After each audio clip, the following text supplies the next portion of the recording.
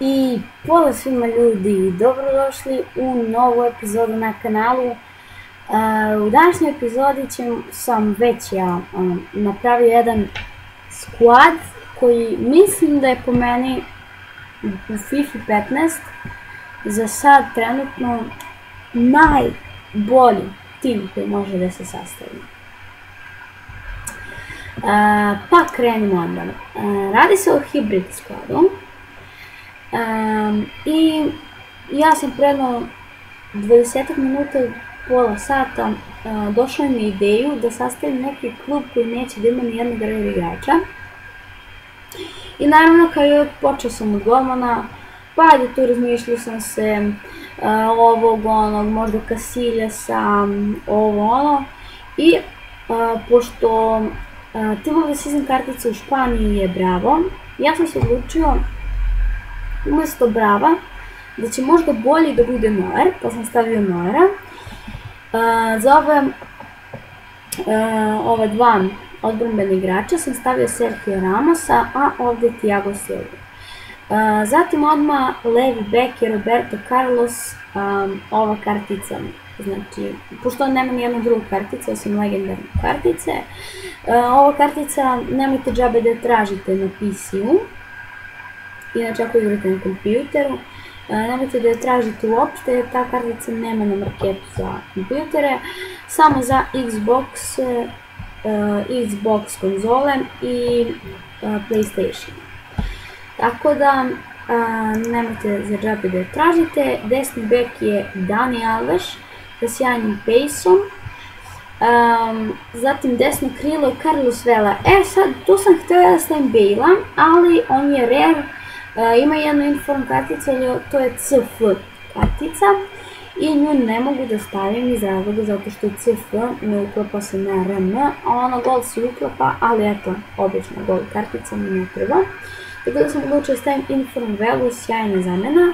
Levo krilo, pa Marco Reus, znači odmah sam ga stavio, a i posle sam se setio da ovaj Neymar ima jako dobar pace i mnogo dobar dribbling, zatim i shoot i pace, znači gotovo sve mu je ovo FIFA su mi dali, tako da sam njega stavio, a za ovog Cam sam stavio Crossa, Toni Kroos.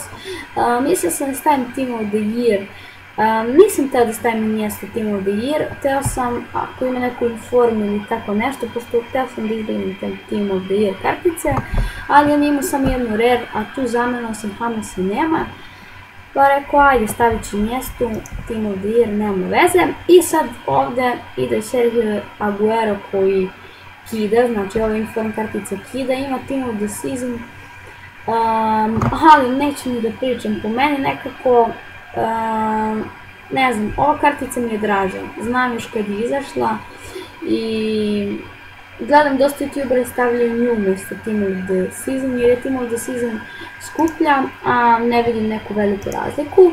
I ovdje ide Zlatan Ibrahimović Man of the Match kartice, čak sam se razmišljala da stavim Man of the Match karticu, ali pošto imam već u Sergio Ramosa, stavio sam eto Man of the Match Ibrahimovića. Neću da pričam o ceni, zato što cena nije bitna.